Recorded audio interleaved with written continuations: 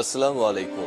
সবাইকে স্বাগত জানাচ্ছি। আমি নাসরুল ইসলাম তন্ময়। শুরুতে বিআরবি কেবল সংবাদ শিরোনাম জানিয়ে দেব এই মুহূর্তে হাতে পাওয়া সর্বশেষ গুরুত্বপূর্ণ বাংলা আপডেট সংবাদ। জনগণ রাস্তায় নামলে সরকারের বিদায় ঘণ্টা বাজবে। দুপুরে এক অবস্থান কর্মসূচিতে দেশের অর্থনৈতিক অবস্থা, বিদ্যুৎ পরিস্থিতি তুলে ধরে নাগরিক ঐক্যের সভাপতি মাহমুদুর রহমান মান্না এ মন্তব্য করেন। এবারে জানাবো 5 ইস্যুতে উজ্জীবিত বিএনপি। হতাশাগ্রস্ত বিএনপি সাম্প্রতিক সময়ে আবারও নতুন করে উজ্জীবিত হওয়ার চেষ্টা করছে। কিছু কিছু ইস্যু সরকারকে অস্বস্তিতে ফেলেছে, আর সরকার অস্বস্তিতে থাকলেই বিএনপি নেতাকর্মীরা উজ্জীবিত হন। জানাবো ঠিক কোন 5টি কারণে বিএনপি নেতাকর্মীরা উজ্জীবিত হয়েছে। জানাবো চাঞ্চল্যকর তথ্য। আগেও দুবার এমপি আনারকে হত্যার পরিকল্পনা হয়েছিল বলে দাবি করেছেন ঢাকা মেট্রোপলিটন পুলিশের অতিরিক্ত কমিশনার মোহাম্মদ হারুনা রশিদ। এদিকে বিএনপির সিনিয়র যুগ্ম মহাসচিব অ্যাডভোকেট রুহুল কবির রিজভী বলেছেন, আসলে সরকার চাচ্ছে জাতিকে একটি শৃঙ্খলে আবদ্ধ করতে, কিন্তু সরকারের ক্ষমতার পেরেক যে কোনো সময় ভেঙে যাবে। এবারে থাকছে বঙ্গোপসাগরের গভীর নিম্নচাপটি ধীরে ধীরে উপকূলের দিকে এগোচ্ছে, বাড়াচ্ছে শক্তিও। তাই সমুদ্র বন্দরগুলোতে 3 নম্বর হুঁশিয়ারি সংকেত দেখাতে বলা হয়েছে। এবং সর্বশেষ জানাবো আন্তর্জাতিক সংবাদ। মধ্যপ্রাচ্যে বন্ধু বাড়ছে ইরানের, কি করবে ইসরায়েল। মধ্যপ্রাচ্যে আরও একবার গোল দিলেন রুশ প্রেসিডেন্ট ভ্লাদিমির পুতিন। ইব্রাহিম রাইসিকে হারিয়ে ইরান সরকার যখন শোকের সাগরে ভাসছে, তখন তেহরানের জন্য সুখবর এনে দিয়েছে মস্কো। মধ্যপ্রাচ্যে অপ্রত্যাশিত বন্ধু পেতে যাচ্ছে ইরান, আর এর পেছনের কারিগর রুশ প্রেসিডেন্ট ভ্লাদিমির পুতিন। এতক্ষণ শিরোনাম শুনছিলেন, এবার বিস্তারিত। প্রিয় দর্শক, আপনি যদি এই চ্যানেলে নতুন হয়ে থাকেন, ভিডিওটি দেখতে দেখতে চ্যানেলটি সাবস্ক্রাইব করে আমাদের সঙ্গেই থাকুন। আর এই ভিডিও সম্পর্কে আপনি আপনার মূল্যবান মতামতটি কমেন্ট বক্সে জানিয়ে দিন। আর হ্যাঁ প্রিয় দর্শক, জানিয়ে দিন ভিডিওটি কোথা থেকে দেখছেন। জনগণ রাস্তায় নামলে সরকারের বিদায় ঘণ্টা বাজবে বলে মন্তব্য করেছেন মাহমুদুর রহমান মান্না। শনিবার দুপুরে এক অবস্থান কর্মসূচিতে দেশের অর্থনীতির অবস্থা, বিদ্যুৎ পরিস্থিতি তুলে ধরে নাগরিক ঐক্যের সভাপতি এ মন্তব্য করেন। জাতীয় প্রেস ক্লাবের সামনে জাতীয়তাবাদী মোটর চালক দলের উদ্যোগে বিএনপি চেয়ারপারসন বেগম খালেদা জিয়া সহ কর্মীদের মুক্তির দাবিতে এ অবস্থান কর্মসূচি অনুষ্ঠিত হয়। মান্না বলেন, এই সরকার সবখানে দুর্বল। আমি বলি, এ সরকার 5 বছর টেকার কোনো কারণ নেই। যদি আমরা সবাই আপনারা একসাথে রাস্তায় নামি, সেই দিন বিদায় ঘণ্টা বেজে যাবে। মানুষ ওই রাস্তার দিকে তাকিয়ে আছে। সর্বত্র সব পেশার মানুষ জেগে গেছে। মাহমুদুর রহমান মান্না বলেন, এই সরকার আরামে আছে, এই সরকার ভালো আছে। পরশুদিন 14 দলের সভাপতি বলেছেন, আওয়ামী লীগ কষ্টে আছে, এই সরকার সমস্যার মধ্যে আছে। ওই রাখাইনদের একটা অংশ নিয়ে পার্বত্য চট্টগ্রাম নিয়ে নতুন একটা খ্রিস্টান রাজ্য গড়ে তুলবে, সেই প্রস্তাব দেওয়া হয়েছে।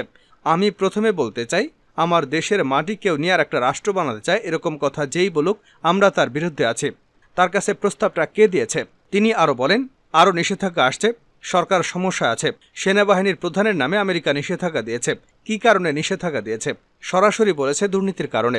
সাবেক পুলিশ প্রধান বেনজির আহমেদের দুর্নীতির প্রসঙ্গ টেনে তিনি বলেন, ভাবতে পারেন একটা লোক কত ধরনের দুর্নীতি করেছে, তার নামে পুরো বাহিনীর বদনাম হয়েছে। এখন আবার তার নামে আমেরিকা নয়, বিদেশ নয়, দেশের মধ্য থেকে তদন্ত হচ্ছে। সব অ্যাকাউন্ট জব্দ, বন্ধ এবং তার যত সম্পত্তি আছে সব বাজেয়াপ্ত। মান্না বলেন, আমার জানতে ইচ্ছে করে বেনজির আহমেদের কত টাকা আছে ব্যাংকে। এই যে এতদিন পরে তার ব্যাংক অ্যাকাউন্ট জব্দ করলেন, কেন এত সময় দিলেন? পত্রিকা দেখলাম বেনজির এবং তার পরিবারের সম্পত্তির পরিমাণ 342 বিঘা। আনোয়ারুল আজিম আনারের প্রসঙ্গ টেনে নাগরিক ঐক্যের সভাপতি বলেন, পত্রিকায় দেখলাম আওয়ামী লীগের 3টা কারণে অস্বস্তিতে আছে। আজিজ, বেনজির এবং আরেকজন এমপির কারণে। সে আনোয়ার আজিম আনার এমপি নাকি? জনগণে ভোট দিয়েছে? দেয় নাই। সেই এমপি যার নামে রেড অ্যালার্ট ছিল, যার নামে খুনের মামলা ছিল, যার নামে ধর্ষণ, লুট, সব ধরনের মামলা ছিল। এবং সেই এমপি নিজেই বলেছিলেন, আমি প্রথমবার যখন এমপি হয়েছি তখন কয়েকটা মামলা উঠে গেছে। 5 ইস্যুতে উজ্জীবিত বিএনপি। হতাশাগ্রস্ত বিএনপি সাম্প্রতিক সময়ে আবারও নতুন করে উজ্জীবিত হওয়ার চেষ্টা করছে। কিছু কিছু ইস্যু সরকারকে অস্বস্তিতে ফেলেছে, আর সরকার অস্বস্তিতে থাকলে বিএনপি নেতাকর্মীরা উজ্জীবিত হন। সাম্প্রতিক সময়ে বিভিন্ন ইস্যুতে বিএনপি নেতাকর্মীকে আবারও নতুন করে সতেজ হতে দেখা যাচ্ছে।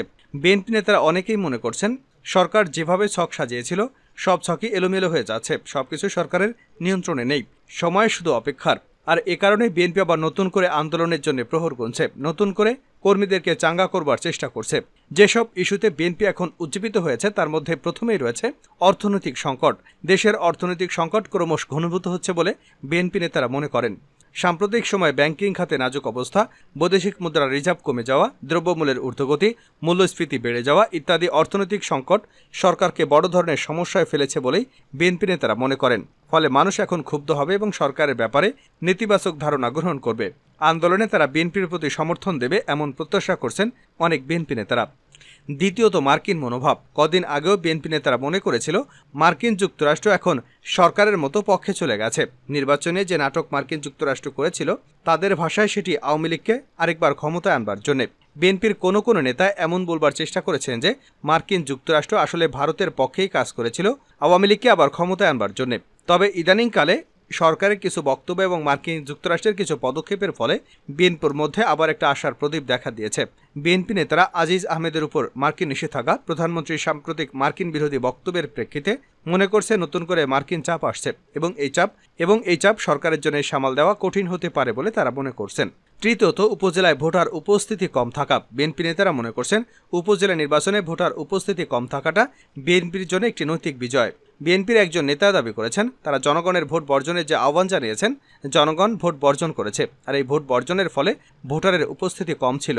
এটি বিএনপির একটি নৈতিক বিজয় বলে মনে করছেন এবং তাদেরকে ভবিষ্যতে আন্দোলনে প্রেরণা দিতে সহায়তা করবে বলেও ধারণা করছেন। চতুর্থত আওয়ামী লীগের বিশৃঙ্খল অবস্থা।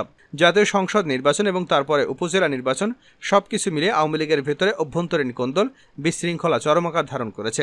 এটি আওয়ামী লীগকে সাংগঠনিকভাবে দুর্বল করে তুলবে বলে অনেকেই মনে করছেন, আর এর ফলে সামনের দিনগুলোতে আওয়ামী লীগ বিএনপিকে মোকাবেলা করতে পারবে না বলেও অনেকেরই ধারণা।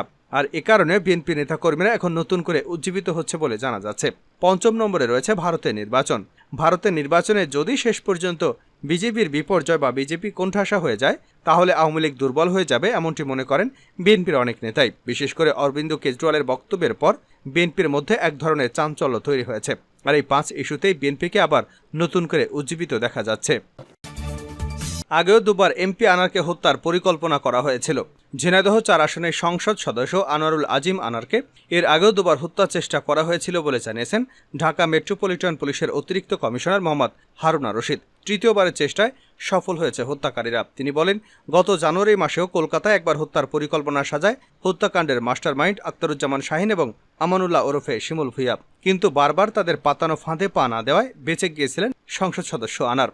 শনিবার রাজধানীর মিন্টু রোডের গোয়েন্দা কার্যালয় কনফারেন্স রুমে আয়োজিত সংবাদ সম্মেলনে সাংবাদিকদের এক প্রশ্নের জবাবে একথা বলেন হারুনা রশিদ। তিনি বলেন, হত্যাকাণ্ডের মদতদাতা আখতারুজ্জামান শাহিন গত 30 এপ্রিল কলকাতায় 3 জনকে নিয়ে যান। সেই দলের একজন নারীও ছিলেন। কিলিং মিশন বাস্তবায়নে পূর্ব বাংলা কমিউনিস্ট পার্টির নেতা আমানুল্লাহ আমান ওরফে শিমুল ভুইয়াকে বুঝিয়ে দিয়ে শাহিন 10 মে পর্যন্ত কলকাতায় অবস্থান করে দেশে ফেরেন।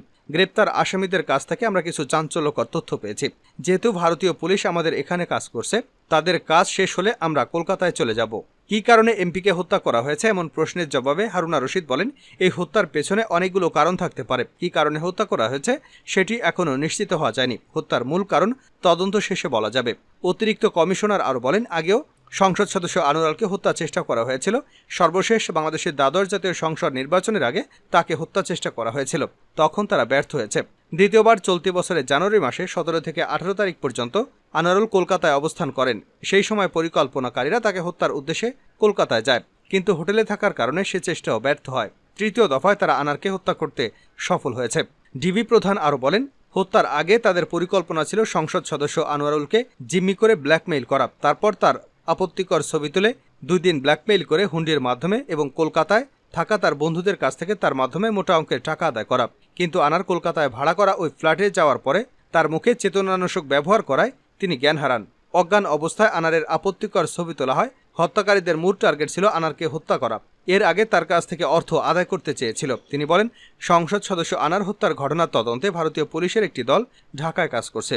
পাশাপাশি আমাদের হাতে গ্রেপ্তার আসামিদের জিজ্ঞাসাবাদ ও প্রযুক্তিগত তথ্য বিশ্লেষণ করে আমরা 2টি বিষয় পেয়েছি। 2টি গ্রুপ এখানে কাজ করছে। একটি গ্রুপ মদত দিয়েছে, আরেকটি গ্রুপ হত্যাকাণ্ড বাস্তবায়ন করেছে। স্বর্ণ চোরাচালান চক্রের কোনো সম্পৃক্ততা আছে কিনা জানতে চাইলে ডিবি প্রধান বলেন, নির্দিষ্ট কোনো কিছুই এখন বলা যাবে না, তবে অনেকগুলো বিষয় আছে, তদন্ত শেষে আমরা আপনাদের জানাতে পারবো।